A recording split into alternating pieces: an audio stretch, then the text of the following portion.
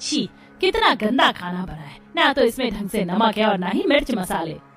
माँ जी अगर सब्जी में नमक कम है तो मैं डाल देती हूँ। चुप कर, कोई जरूरत नहीं है मेरे सामने अच्छा बनने की, मैं सब जानती हूँ, ये सब तेरे ड्रामे हैं। माँ तुम बिना वजह पायल को क्यों डांट रही हो? खाने में नमक ठीक तो है, अगर कम लग रहा है तो और डाल जाएगा। इस तरह रोहन अपनी पत्नी का स्टैंड लेता है।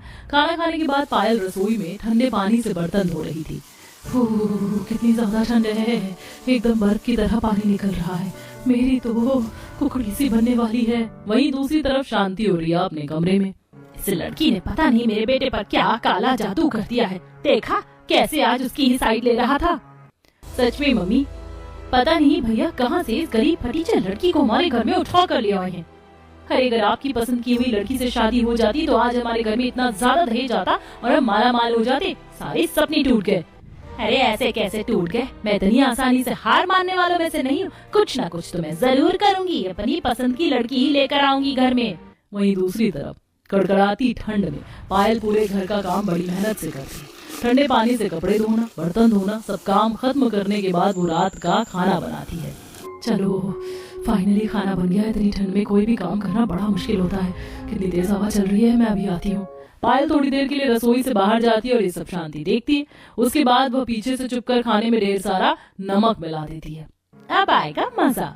जब सभी खाना खाते हैं, इतना तेज नमक देखकर शांति गुस्से में कहती है, सुबह इतना कम नमक था और अब इतना ज्यादा तेज है, सच में इस लड़की को तो कुछ नहीं आता, किसी काम की नहीं है। माँ कोई बात नहीं, शांत हो जाओ, अभी पायल इस घर में नहीं है, धीरे धीरे तौर तरीके सीख जाएगी। रोहन बात आगे बढ़ने से रोक देता है। शांति गुस्से में खाना छोड़कर वहाँ से चली जाती है। रात को पायल ठंडे पानी में बर्तन धोकर कांपते हुए कमरे में जाती है। बहुत ज्यादा ठंड है। एक तो इतनी ठंड में ठंडे पानी में काम करने के बाद कुल्फी जमना तो लाजमी ही है। अरे तो कोई बात नहीं मेरी प्रिय पत्नी, जल्दी से आ जाओ रजाई में, फिर आराम से मूवी देखकर सोएंगे। पायल रजाई में लेट जाती है। दोनों मिलकर मूवी देखते हैं। वहीं दूसरी तरफ शांति के खुराफाती दिमाग में कुछ और ही चल रहा था। अगले दिन पायल कड़कड़ाती ठंड में सुबह जल्दी उठती है और सबसे पहले ठंड में रसोई में खाना बनाती है। खाना बनाने के बाद सभी को खाना परोसा जाता है और सब खाना खाकर अपने अपने काम पर चले जाते हैं। जिसके बाद पायल घर का बाकी काम करना शुरू करती है। वो सबसे पहले झाड़ू लगाती है और उसके बाद ठंडे पानी से पोछा। यार ठंडे पानी में तो पोछा लगाना बड़ा मुश्किल है और ठंड लग रही है मुझे। जैसे तैसे ठंडे पानी में पायल पोछा लगाती है और तभी वहाँ शांति पानी लेकर आती है। घर की साफ सफाई हो गई? जी मम्मी जी, बस अभी कपड़े धोने जा रही हूँ। शांति वहीं फर्श पर पानी गिरा कर कहती है, देखो तो जरा, मुझे नहीं लगता कि सफाई पूरी हो गई है, यहाँ पानी गिरा है, चल दोबारा पोछा लगा। पायल दोबारा वहाँ पोछा लगाती है। उसके बाद पायल ठंडे पानी से कपड़े धोती है। ठंडे पानी में कपड़े धोना, कपड़े धोने के बाद जब पायल उन्हें सुखाती है तब शांति उन साफ कपड़ों पर धूल मिट्टी लगाकर कहती है, देखो तो जरा, कपड़े दोबारा गंदे हो गए, जा अब इन्हें जाकर दोबारा धो। मम्मी जी आप ऐसा जानबूझकर क्यों कर रही हैं? तेरी इतनी हिम्मत कि तू मुझसे सवाल कर रही है? तुझे नहीं पता कि मैं ऐसा क्यों कर रही हूँ? अरे तूने मेरे शरीफ बेटे को फंसाया है, मैं तुझे छोड़ूंगी नहीं, चल जल्दी दोबारा काम कर। जिस तरह इतनी कड़क ठंड में पायल धुले हुए कपड़ों को दोबारा ठंडे पानी से धोती। शांति जानबूझकर पायल को परेशान कर रही थी। हर रोज शांति ऐसा ही करती। कभी कड़कड़ाती ठंड में ठंडे पानी से दोबारा पोछा लगवाती, तो कभी दोबारा कपड़े धुलवाती, तो कभी बर्तन। कई बार ऐसा होने के बाद एक बार, देख बर्तन सारे के सारे यूं के यूं गंदे हैं, इन्हें दोबारा ठीक से साफ कर। माँ जी मैं हर रोज ठंडे पानी से इतनी ठंड में सारा काम 2 बार कर रही हूँ। इस वजह से मुझे हल्का सा बुखार भी हो गया। आपको भी पता है कि बर्तन बिल्कुल साफ हैं। प्लीज आप ऐसा मत कीजिए। अभी मैं ठंडे पानी से बर्तन दोबारा धोऊंगी तो तबीयत खराब हो जाएगी। क्या कहा? तेरी इतनी हिम्मत कि तू मेरी बात को टालने की कोशिश कर रही है? रुक तुझे अभी बताती हूँ। इसी बात पर गुस्सा होकर शांति पायल को एक जोरदार तमाचा लगा देती है। जिसके बाद पायल की आंखों में आंसू आ जाते हैं। चला बर्तन साफ कर, वरना दूसरा चाटा लगाते हुए देर नहीं लगेगी। पायल ठंड में ठंडे पानी से दोबारा बर्तन धोती है, जबकि वह बर्तन बिल्कुल साफ थे। इस तरह शांति अक्सर पायल को बड़ा परेशान कर रही थी, लेकिन पायल यह बात रोहन को नहीं बताती, जिसकी वजह से शांति का अत्याचार बढ़ता जा रहा था। अब वह अक्सर पायल के साथ मार पिटाई करने लगी थी। एक बार हर रोज की तरह शांति पायल को मार रही थी। नालायक कहीं की, तेरी वजह से मेरे बेटे की जिंदगी खराब हो गई। अगर तू उसकी जिंदगी में ना आती तो मैं धूमधाम से उसकी शादी किसी अच्छे घर में करवाती। मेरा सारा प्लान खराब कर दिया। माँ जी मुझे माफ कर दीजिए, कृपया करके मुझे मत मारिए, मुझे बहुत दर्द हो रहा है। पायल के बार बार विनती करने पर भी शांति नहीं रुकती। उसको मारते हुए शांति देखती है कि पीछे से रोहन आ रहा है। तभी वह बड़ी चालाकी से पायल का हाथ पकड़कर अपने गाल पर रख देती है और जानबूझकर नीचे गिर जाती है। तूने मुझे मारा, मुझे और मत मार बहू, मुझे माफ कर दे। ऐसा होते हुए रोहन देख लेता और उसे गलतफहमी होती कि पायल ने शांति को मारा। तब वह दौड़कर शांति के पास आता है और उसे उठाते हुए कहता है, पायल ये तुम क्या कर रही हो? मुझे तुमसे बिल्कुल भी उम्मीद नहीं थी। तो मेरी माँ के ऊपर हाथ कैसे उठा सकती हो? नहीं मैंने ऐसा नहीं किया, ये सब गलत और झूठ है। चुप करो, अब तुम झूठ भी बोलने लगी हो। मैंने सब कुछ खुद अपनी आंखों से देखा है। आइंदा ऐसी हरकत नहीं होनी चाहिए, वरना मुझसे बुरा कोई नहीं होगा। रोहन पायल की बात पर विश्वास नहीं करता। अब शांति को नब्ज मिल गई। उसने ठान लिया कि वह पायल पर अत्याचार करने के साथ रोहन और पायल के बीच गलतफहमी पैदा करेगी। एक दिन उसने पूरा दिन बीमार होने का नाटक किया और जब पायल ने खिचड़ी बनाकर शांति को दी तो उसमें ढेर सारा नमक डालने के बाद उसने चिल्लाना शुरू कर दिया। उसकी आवाज सुन सभी वहां आ गए। क्या बात है माँ, तुम इस तरह क्यों चिल्ला रही हो? देख बेटा, ये बहू तो मेरे पीछे हाथ धोकर पड़ गई है। मुझे मारना चाहती है। खिचड़ी में कितना तेज नमक डाला है, जबकि इसे पता है कि आज मेरी तबीयत ठीक नहीं, मेरा बीपी हाई था। नहीं, लेकिन मैंने तो खिचड़ी में सही नमक डाला था। बेटा तुझे विश्वास नहीं होता तो खुद चख ले। रोहन खिचड़ी खाता है, उसमें बहुत तेज नमक था। तुम्हें शर्म नहीं आती? तुम मेरी माँ के पीछे क्यों पड़ी हो? तुम्हें ऐसा नहीं करना चाहिए, चली जाओ यहाँ से। पायल रोहन को बहुत समझाने की कोशिश करती है, लेकिन वह उसकी बात पर विश्वास नहीं करता। अब अक्सर ऐसा ही होता। एक बार रिया ने जानबूझकर अपनी ड्रेस जला ली और घर में हंगामा कर दिया। भाभी आपको पता था ना कि मुझे ये ड्रेस अपने इवेंट में पहननी थी, लेकिन फिर भी आपने जानबूझकर ऐसा किया। पता नहीं आपको माँ और मुझसे क्या परेशानी है। मैंने आपको बस अपनी ड्रेस प्रेस करने को कहा था, लेकिन आपने इसका हाल बुरा कर दिया। लेकिन मैंने ऐसा नहीं किया। कम से कम झूठ मत बोलो भाभी। ये सब देखकर रोहन को गुस्सा आता है। मुझे तो विश्वास नहीं हो रहा कि तुम दिन ब दिन कैसी होती जा रही हो। तुम्हें घर वालों से क्या परेशानी है? तुम जानबूझकर ऐसा क्यों करती हो? मेरा विश्वास कीजिए, मैंने ऐसा कुछ नहीं किया है। सब सबूत हमारी आंखों के सामने है, फिर भी इनकार करती हो। मुझे तो यकीन नहीं हो रहा कि मैंने तुमसे शादी की। तुम्हारा ये रूप तो मुझे पहचान में भी नहीं आ रहा है। रोहन गुस्सा होकर वहां से चला जाता है। अब अक्सर ऐसा ही होता। दोनों के बीच बहुत से लड़ाई झगड़े होते। वहीं दूसरी तरफ शांति रोहन की शादी ऋतु नाम की लड़की से करवाना चाहती थी। वह उसकी सहेली की बेटी थी। अब वह बार बार जानबूझकर ऋतु को रोहन से मिलने के लिए कहती और उन दोनों की दोस्ती करवाती। साथ ही देखा, मेरे बेटे को तो कभी भी तू पसंद थी ही नहीं। उसकी पत्नी बनने का असली हक तो ऋतु का ही है। रोहन ऋतु को ही पसंद करता है। देख, आज भी दोनों बाहर घूमने गए हैं। शांति पायल को ऋतु और रोहन की पिक दिखाती है, जिसमें दोनों रेस्टोरेंट में बैठकर खाना खा रहे थे, जिसे देखकर पायल को हैरानी होती है। मैं अभी भी कहती हूँ, छोड़ दे मेरे बेटे को, तेरे साथ उसका मन घुटता है। शांति पायल को ये सारी बातें बता रही थी। एक दिन रोहन को बिजनेस ट्रिप से कहीं दूसरे शहर जाना था। तब रोहन, क्या मैं भी तुम्हारे साथ चल सकती हूँ?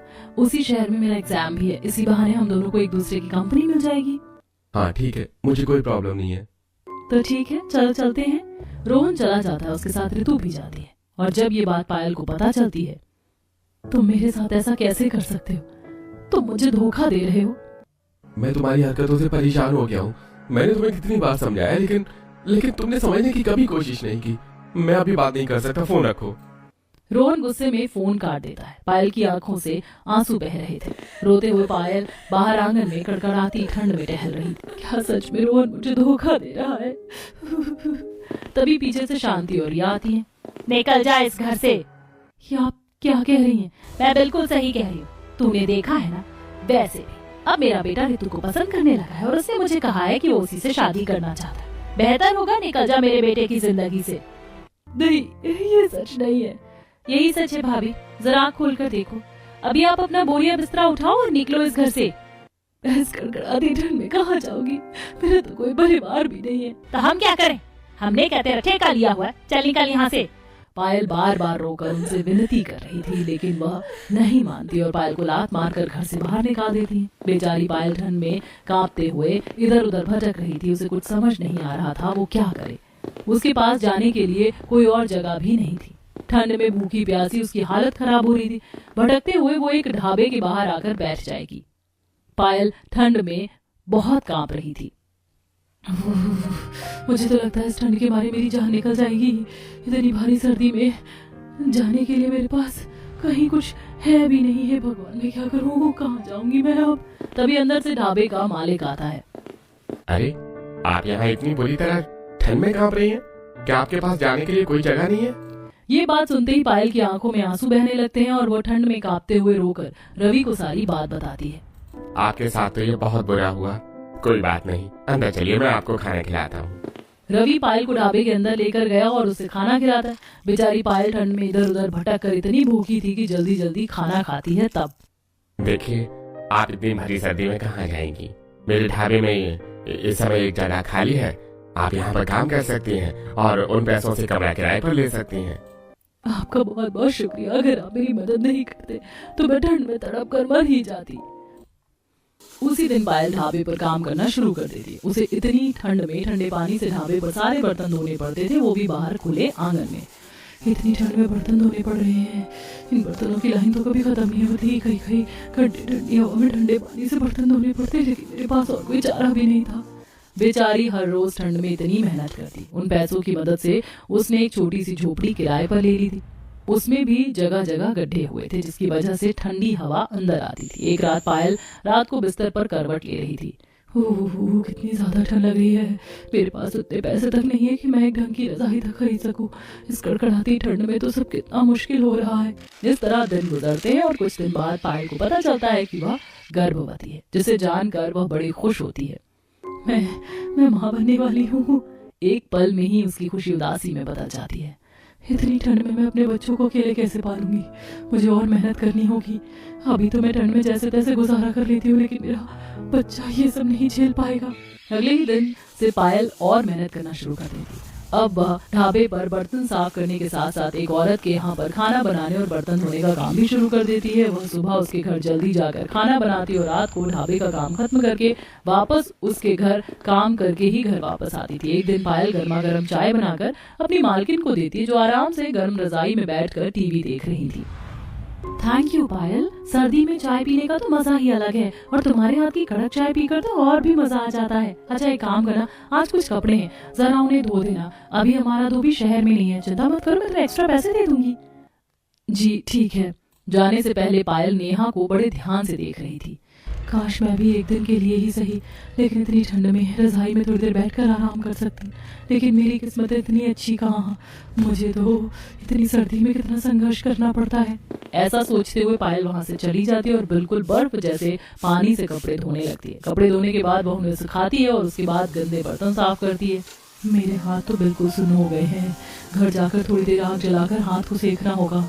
इस महीने शायद कुछ पैसे बच जाएं तो मैं एक गर्म रजाई खरीद पाऊंगी। पायल घर आती है और आग जलाकर उसमें अपने सर्दी को दूर भगाने की कोशिश करती है, क्योंकि उसके पास गर्म रजाई तो थी ही नहीं।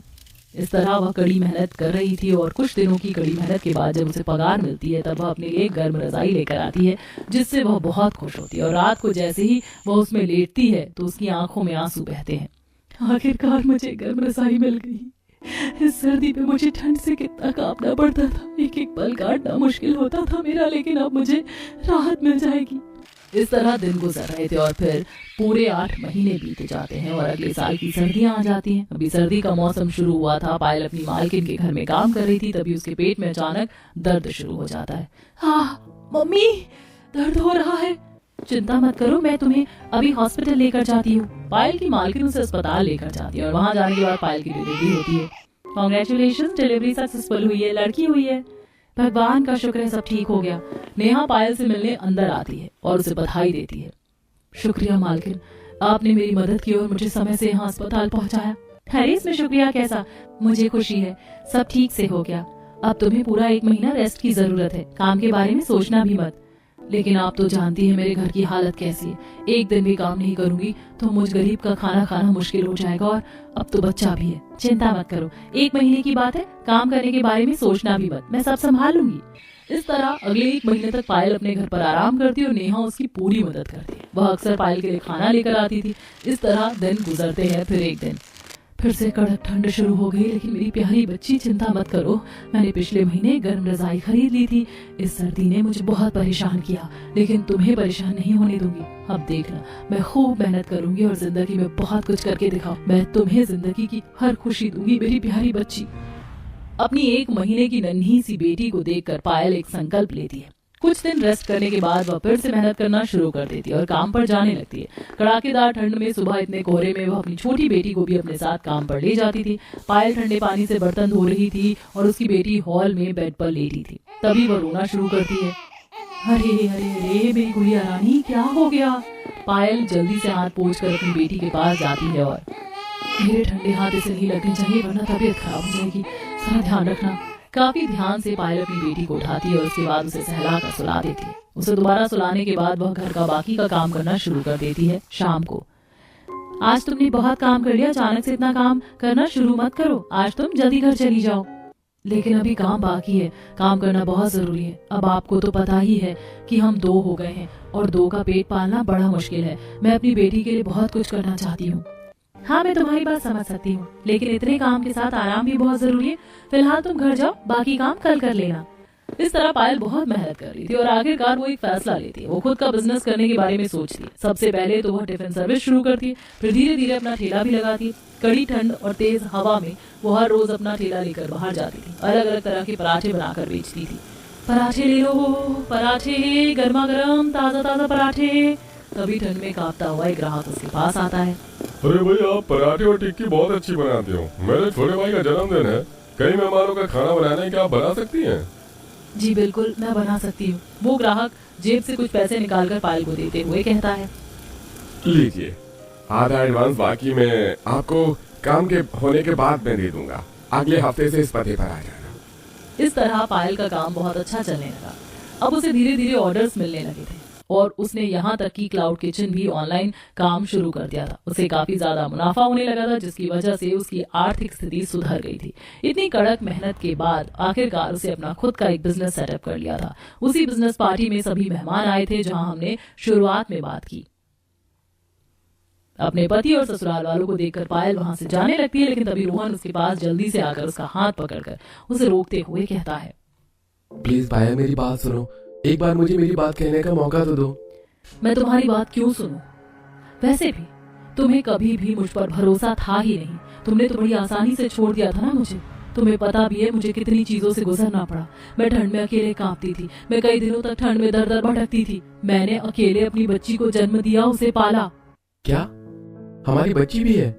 हाँ, लेकिन अब इन सब बातों का कोई फायदा नहीं। जिस वक्त मैं तड़प रही थी उस वक्त मेरे पास कोई नहीं था। मैंने बड़ी मुश्किल से खुद को और अपनी बच्ची को समझाया है। तुम्हें तो हमसे कोई फर्क नहीं पड़ता। ऐसा नहीं है पायल, मैं मानता हूँ मैंने तुम पर विश्वास नहीं किया, जो कि मेरी सबसे बड़ी गलती थी। मेरा रितु के साथ कोई अफेयर नहीं था, तुमसे झूठ कहा गया था। मैं जब अपनी ट्रिप से वापस आया तो मुझे कहा गया कि तुम मुझसे तलाक लेना चाहती हो, इसलिए तुम मुझे छोड़कर चली गई हो। तुम्हारे जाने के बाद मैंने तुम्हें न जाने कहाँ कहाँ नहीं ढूंढा, लेकिन तुम्हारा नामो निशान तक नहीं मिला। बाद में मुझे सारी असलियत का पता चला कि किस तरह तुम पर अत्याचार किया गया था। लेकिन अब इन सब बातों को करने का कोई फायदा नहीं है।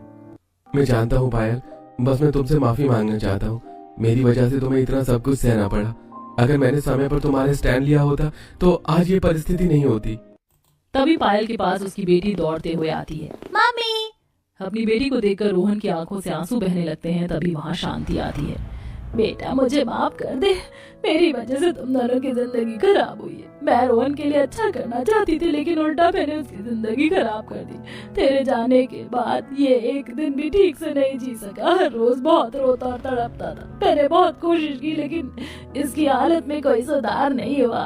तब एक दिन हिम्मत करके मैंने इसे सारी सच्चाई बता दी। तब से ये तुझे पागलों की तरह ढूंढ रहा था। बेटा, हो सके तो हमें माफ कर दे। मैंने आप सबको माफ कर दिया है। क्या हम फिर से एक बार नई शुरुआत कर सकते हैं? अपनी बेटी को देखने के बाद मैं इसके बिना भी नहीं जी पाऊंगा, और तुमसे वापस मिलने के लिए भी मैंने बहुत प्रार्थना की थी। प्लीज पायल, मुझे एक मौका और दे दो। इस बार मैं तुम्हें निराश नहीं करूंगा। प्लीज मुझे माफ कर दो। बेटा, हो सके तो एक मौका दे दो। इसमें ज्यादा गलती तुम्हारी सास की है। रोहन तो बेचारा गलत फहमी का शिकार हुआ। हाँ बेटा, चाहे तो कभी मुझे माफ मत करना, लेकिन मेरी गलती की सजा रोहन को मत देना। ठीक है रोहन, मैं तुम्हें एक मौका दूंगी, लेकिन फिलहाल मुझे जरा समय चाहिए।